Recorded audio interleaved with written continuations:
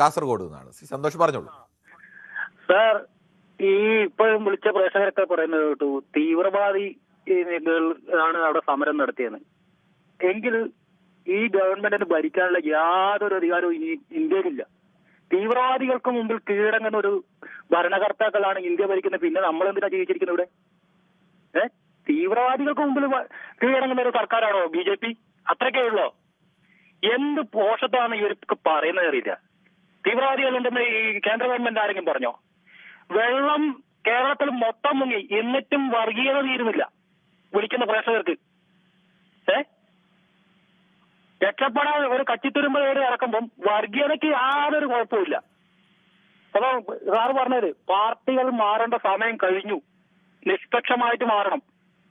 ഈ പാർട്ടികൾക്കൊന്നും നിഷ്പക്ഷതയില്ലല്ലോ. ഇവർക്കെല്ലാം സെറ്റിൽമെന്റിലുള്ള സമരങ്ങൾ മാത്രമേ ഉള്ളൂ. BJPക്ക് ആ ഒരു ചെയ്യേണ്ട അവസ്ഥ വന്നില്ല. അതുകൊണ്ടാണ് ആ സമരം വിജയിച്ചത്. ഇവര് തീവ്രവാദികൾ നടത്തുന്ന സമരമാണ്. ഒരു മന്ത്രി എന്തിനാണ് രാജിവെച്ചത്? ഒരു തീവ്രവാദിക്ക് മുമ്പിൽ കീഴടങ്ങേണ്ടതാണ് ഇന്ത്യ എന്ന മഹാരാജ്യം. ഈ രാജ്യത്തെക്കുറിച്ച് വാനോളം പുകഴ്ത്തുന്ന പ്രേക്ഷകരൊക്കെ ഉണ്ടല്ലോ. ഇതിൽ തീവ്രവാദികൾ മുമ്പ് കീഴടങ്ങേണ്ടതാണോ ഇന്ത്യയിലെ ജനങ്ങളും ഇന്ത്യൻ ഭരണകർത്താക്കളും? ആദ്യത്തെ തീവ്രവാദിയാണ് നാഥുറാം ഗോഡ്സെയാണ് ഗാന്ധിജിയെ കൊന്നെ. അവരെ പുകഴ്ത്തുന്നവരല്ല ഇവര്, അല്ലെ? മഹാത്മാഗാന്ധിജിനെ കൊന്ന ഗോഡ്സെയെ പുകഴ്ത്തുന്ന ഇവരെ കടന്ന് ഈ തീവ്രവാദവും ഇന്ത്യയിലെ ജൻസികളെയും തീവ്രവാദികളെന്ന് വിളിക്കുന്നത്. അവരെ ആരാധിക്കുന്നില്ല ഗോഡ്സെനെ ഇപ്പോഴും, അല്ലെ? ഓരോ പാഠ്യപദ്ധതികളും മറ്റേലും ഗോഡ്സെ ആരോ ദൈവതമ്പുരാൻ എന്നുള്ള ഉദ്ദേശത്തിൽ അവർ കൊണ്ടു നടക്കുന്നത്. ആദ്യം അത് തിരുത്താൻ നോക്ക്. മഹാത്മാഗാന്ധിജിനെ കൊന്നിട്ട് ആ ആളെ ആരാധിക്കുന്ന ഇവരാണ് ഇന്ത്യയിലെ മറ്റുള്ള ജനങ്ങളെ ഇന്ത്യന്റെ മഹത്വം വർണ്ണിക്കാൻ നടക്കുന്നത്. മറ്റുള്ള തീവ്രവാദികൾ നാണം മാനില്ല ഇവർക്ക്. നീ വിളിച്ചു പറയാൻ ശ്രീ സന്തോഷ്, അതിനകത്തൊരു വിഷയം കൂടെ ഞാൻ ക്ലാരിഫൈ ചെയ്തോട്ടെ. ഈ ആളുകൾ അങ്ങനെയൊക്കെ പറയുമ്പോഴും ഈ ആശയധാരയിലെ അവസാന വാക്ക് എന്ന് പറയുന്നത് എപ്പോഴും അത് RSSന്റെ തലവൻ മോഹൻ ഭാഗവത്, അതിന്റെ RSSന്റെ തലവൻ പറയുന്നത്, അദ്ദേഹം വളരെ കൃത്യമായി പറഞ്ഞു ഇവരാരും തീവ്രവാദികളല്ല. അല്ല, ഞാൻ നാഥുറാം ഗോഡ്സെയുടെ കാര്യമല്ല പറഞ്ഞത്. ഈ സമരത്തിന്റെ വിഷയമാണ്. ആ സമരത്തിന്റെ വിഷയത്തിൽ അദ്ദേഹം വ്യക്തമായ നിലപാട് പറഞ്ഞിട്ടുണ്ട്. അവരുടെ നിലപാട് അതാണ് എന്ന് പറഞ്ഞിട്ടുണ്ട്. അതിന് മുൻപ് സ്വീകരിച്ച നിലപാടോ പിൻപ് സ്വീകരിച്ച നിലപാടല്ല. ഞാൻ ഈ വിഷയത്തിൽ അദ്ദേഹത്തിന്റെ നിലപാട് ഇതായിരുന്നു എന്നത് ചൂണ്ടിക്കാണിച്ചു. ഈ വിഷയത്തിൽ അദ്ദേഹത്തിന്റെ നിലപാട് ഞാൻ സ്വാഗതം ചെയ്യുന്നു. പക്ഷേ ഈ വിളിച്ചു പറയുന്ന പ്രേക്ഷകരോട് ചിന്തിക്കണം. മോഹൻ ഭാഗവതിന് അപ്പുറമാണ് ഇവര്. ഇവരൊന്നും ഈ രാജ്യസ്നേഹം മറ്റുള്ളവരെ പഠിപ്പിക്കേണ്ട ആവശ്യമില്ലാന്ന്. രാജ്യസ്നേഹം ഈ വിളിച്ചു പറഞ്ഞ് ബോധിപ്പിക്കേണ്ടതല്ല രാജ്യസ്നേഹം. ഇതിനെക്കാട്ടും തെമ്മാടിത്തരായി ഈ പാർലമെന്റിൽ വരെ നടക്കുന്നത്, അല്ലെ? അതിനെക്കാട്ടിലും നല്ല രീതിയിൽ ഇവിടെ ജനങ്ങൾ പ്രവർത്തിക്കുന്നുണ്ടല്ലോ. അവിടെ കയറുന്ന അടിയും പിടിയല്ലേ നടക്കുന്നത്. എന്തൊക്കെ വിളിച്ചു പറയുന്നുണ്ട്.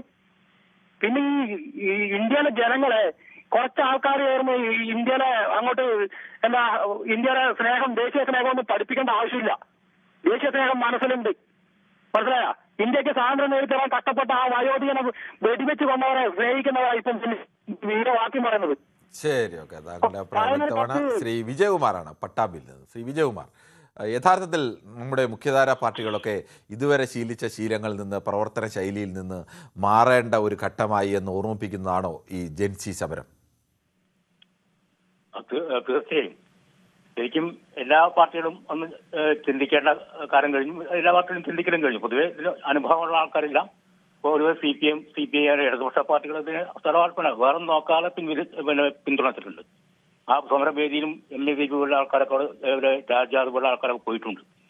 അപ്പൊ ഇത് ഏറ്റവും നല്ലൊരു ദൃഷ്ടാന്തം തന്നെയാണ്. ഇന്ത്യക്ക് മാറ്റം വരും. ഇന്ത്യക്കല്ല, ലോകത്ത് പല രാജ്യങ്ങളിലും ഇതല്ലെങ്കിൽ ഇതുപോലെ വേറെ സമരങ്ങൾ ഉണ്ടായിട്ടുണ്ട്. പല മുനിസിപ്പൽ കോർപ്പറേഷൻ അല്ലെങ്കിൽ വിവിധ രാജ്യങ്ങളിൽ ഭരണാധികാരികൾ ചിലപ്പോൾ സോഷ്യലിസ്റ്റ് പാർട്ടികളോ സോഷ്യലിസ്റ്റ് ചിന്താഗതികളോ ആൾക്കാർക്ക് ഭരണത്തിൽ വന്നിട്ടുണ്ട്.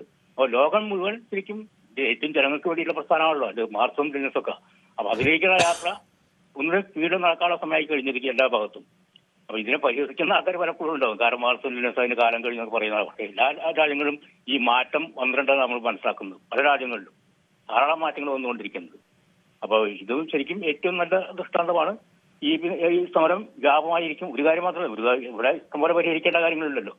ലോകം മുഴുവൻ ഒരു ശരിക്കും ഒരു വ്യാപകമായിട്ട് തന്നെ ഇതിന് അനുഭവമുള്ള ആൾക്കാരുണ്ടാവും. ഓരോ രാജ്യങ്ങളിലും ഭരണമാറ്റം ഉണ്ടാവും.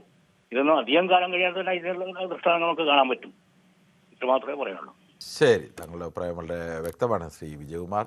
ശ്രീ ദാസനാണ് കണ്ണൂരിൽ നിന്ന്. ശ്രീ ദാസൻ, താങ്കൾ ഈ സമര പോരാട്ടങ്ങളും ഈ രാഷ്ട്രീയവുമൊക്കെ ശ്രദ്ധിക്കുന്ന ഒരാൾ എന്ന നിലയിൽ കൂടി, അല്ലെങ്കിൽ അത്തരം പ്രവർത്തനങ്ങൾ കൂടി പങ്കാളിയായ നിലയിൽ ചോദിക്കുകയാണ്, ഈ പുതിയ തലമുറ കാണിച്ചു തന്ന പാഠങ്ങൾ, ആ പാഠങ്ങളിലേക്ക് പരിവർത്തനം ചെയ്യാൻ നമ്മുടെ മുഖ്യധാര രാഷ്ട്രീയ പാർട്ടികൾ, അതെല്ലാ രാഷ്ട്രീയ പാർട്ടികളും മാറേണ്ട സമയം അതിക്രമിച്ചോ? ദാസൻ്റെ ടെലിഫോൺ മുതൽ ചില തടസ്സമുണ്ടെന്ന് ശ്രീ പാപ്പച്ചനാണ് തൃശ്ശൂരിൽ. ശ്രീ പാപ്പച്ചൻ, ഈ ജൻസികൾ നിങ്ങൾ മാറുമെന്ന് പഴയ തലമുറയിലെ രാഷ്ട്രീയ പാർട്ടികളോട് നോക്കി പറയുകയാണോ? അതെ.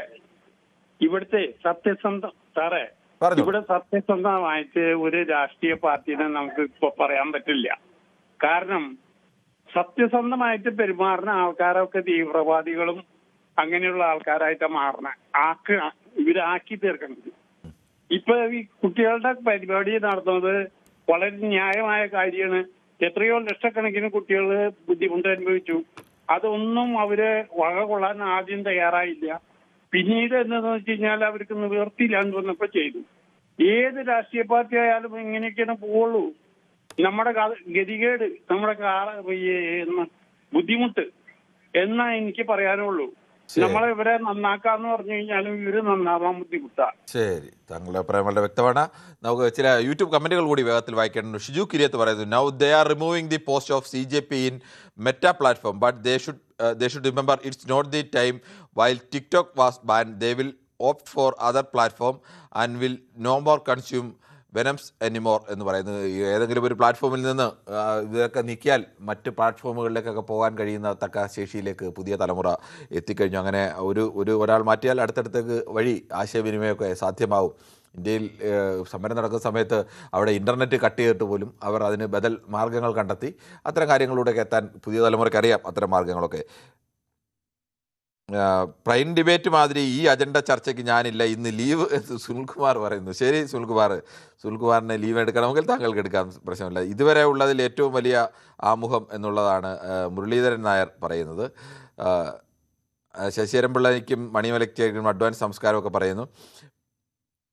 പൊതുവേദി PR വർക്കായി മാറി. എല്ലാവർക്കും നമസ്കാരം. സുനിലെ, പറഞ്ഞിട്ട് കാര്യമില്ല, ഇവർക്ക് കേരളത്തിലെ കാര്യങ്ങളൊന്നും ചർച്ച ചെയ്യാൻ സമയമില്ലെന്നാണ് ശശിധരൻപിള്ള പൊതുവെ എല്ലാ ദിവസത്തെയും പോലെ ഇന്നും അങ്ങനെ ഒരു പരാതി ഉന്നയിച്ചിട്ടുണ്ട്. ഇത് എന്തിനാണ്, ആരുടെ PR വർക്ക് എന്ന് എനിക്ക് മനസ്സിലാവുന്നില്ല. നമ്മളുടെ ചോദ്യം വളരെ കൃത്യമാണ്. ഇന്ത്യയിലെ എല്ലാ മുഖ്യധാര രാഷ്ട്രീയ പാർട്ടികളും മാറേണ്ട സമയമായോ എന്നുള്ളത് തന്നെയാണ്. ജൻസികൾ കാണിച്ച വഴിയിലേക്ക് മാറണോ? ഈ രാഷ്ട്രീയ പാർട്ടികളൊക്കെ അഭിപ്രായം പറഞ്ഞത് ഈ രാഷ്ട്രീയ പാർട്ടികളുടെ പ്രധാനപ്പെട്ട നേതാക്കളാണ്. കൂടുതൽ വാർത്തകൾക്ക് News 18 Keralam YouTube channel subscribe ചെയ്യുക.